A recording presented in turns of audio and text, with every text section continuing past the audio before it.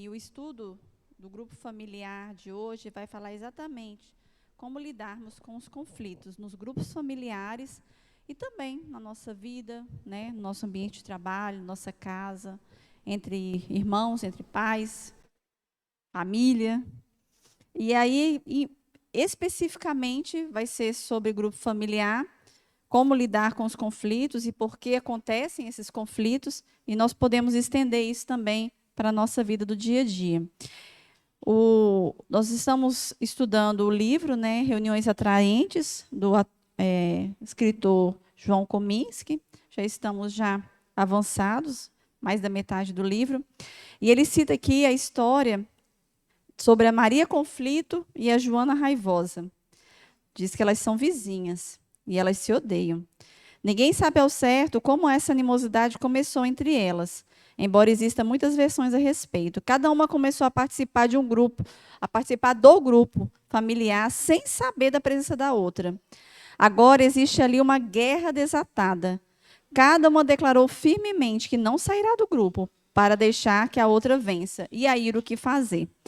Então, se no seu grupo familiar existe a Maria Conflito e a Joana Raivosa, né, saiba que é bem comum ter, né, pessoas assim no nosso meio, que não abre mão das suas verdades, né, e aí cada uma vê de uma forma e há o conflito. O apóstolo Paulo enfrentou conflitos na igreja que fundou. Ele exortou 2 pessoas na igreja de Filipos. Filipenses 4:2, ele diz assim: eu rogo a Evódia e também a Sintique, que vivam em harmonia no Senhor, ou seja, que façam as pazes. Seja qual for o motivo, elas estavam causando discórdia na igreja. E aí, Paulo vem, né, e chama a atenção. Aqui também, João Kominski cita que não somente em grupos familiares, mas que dentro da família ocorrem brigas. Mas e aí, o que fazer? E ele dá aqui uma orientação, né? Que não deve haver nem a fofoca, nem mesmo a calúnia. A melhor saída é aproximar-se calmamente da pessoa que te ofendeu e fazer a ela boas perguntas. Por quê? Porque através das boas perguntas nós vamos averiguar os pensamentos, as ações, os motivos, podemos dar e receber perdão conforme a situação. Se você não puder prosseguir, peça a alguém para ajudá-lo a resolver essa questão, mas não seja omisso. Então, percebeu na sua casa, no grupo familiar, no seu trabalho, que você está tendo problemas, conflitos, chama a pessoa para conversar entre você e ela. É assim que a palavra de Deus nos orienta.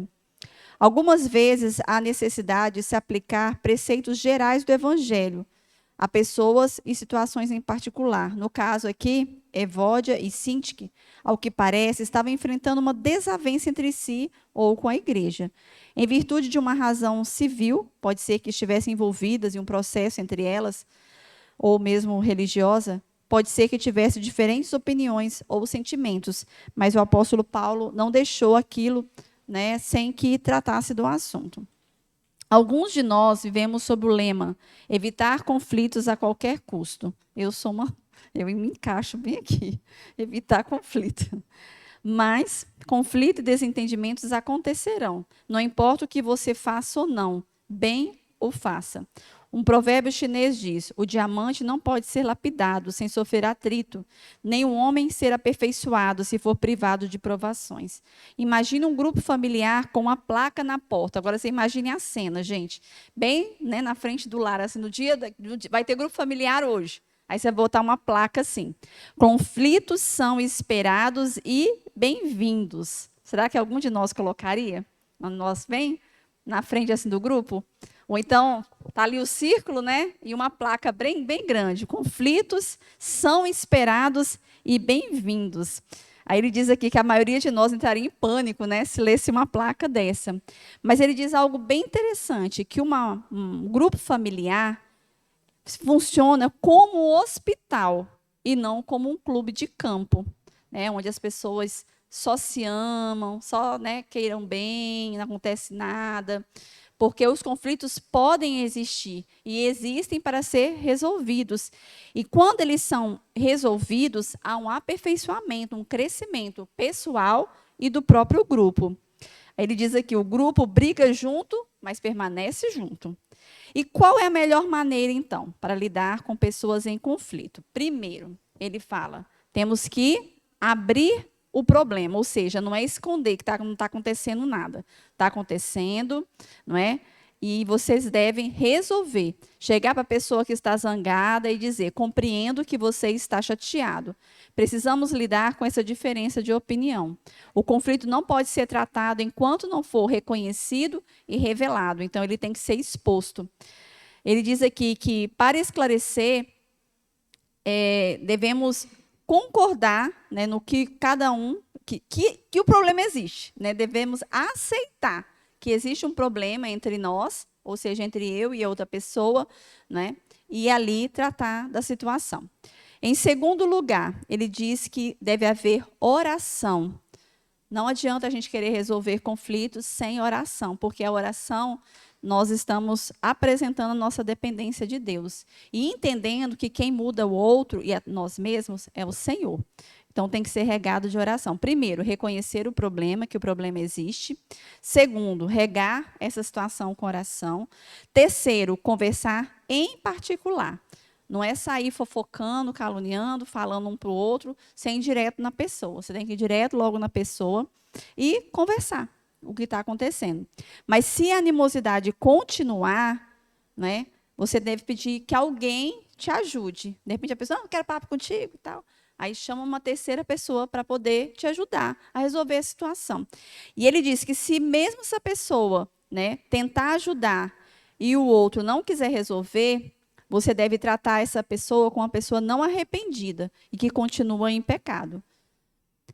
Se o problema for entre você e alguém do grupo, é melhor confrontar a pessoa individualmente, usando o modelo que o Senhor nos ensinou. Se o seu irmão pecar contra você, vá a sós com ele. Mostre-lhe o erro. Se ele o ouvir, você ganhou seu irmão. Jesus ensinou lá em Mateus 18:15. Você, como líder, quando perceber a existência de um conflito entre dois membros, devem encorajá-los a conversarem a sós a respeito. Conflitos não resolvidos são dívidas.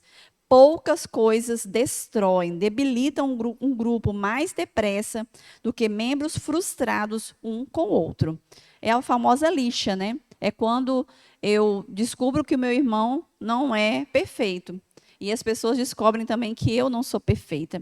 Então, acaba havendo lixa. Todo o grupo passa pelo momento da lixa. E com o perdão, com a reconciliação, com conversas, né? O que acontece? Eu vou continuar sendo imperfeita, mas amada, apesar das minhas imperfeições. E entendendo também que meus colegas, nenhum deles são perfeitos, mas amá-los, apesar das imperfeições deles. Amar em Cristo.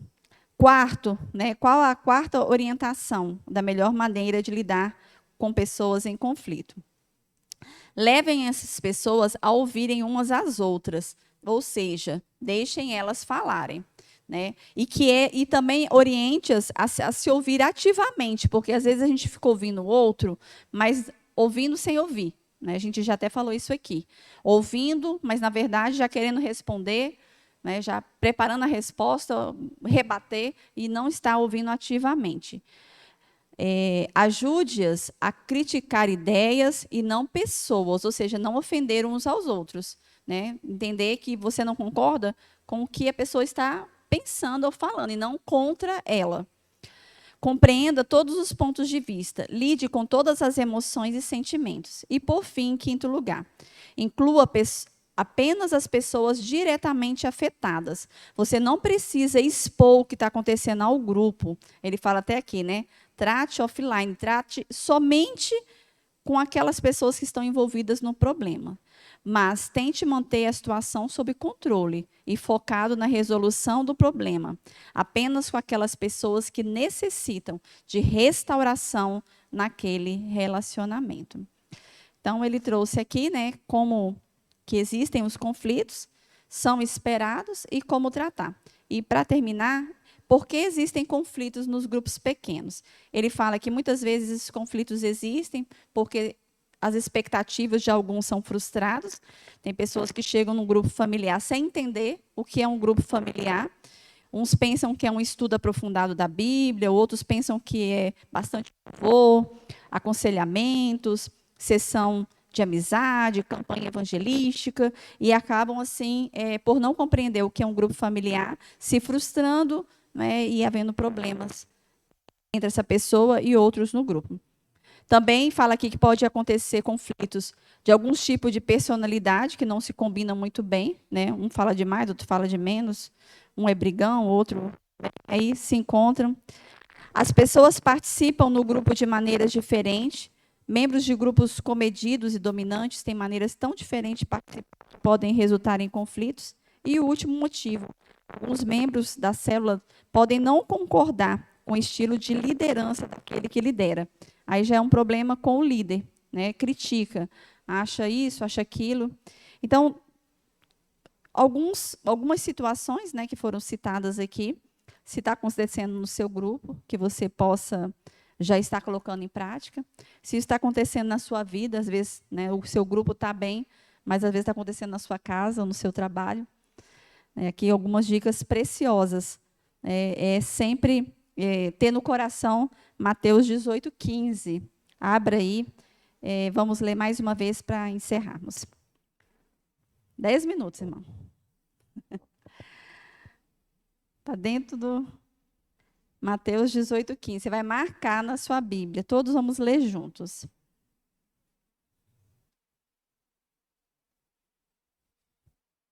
Mateus 18:15. Podem ler.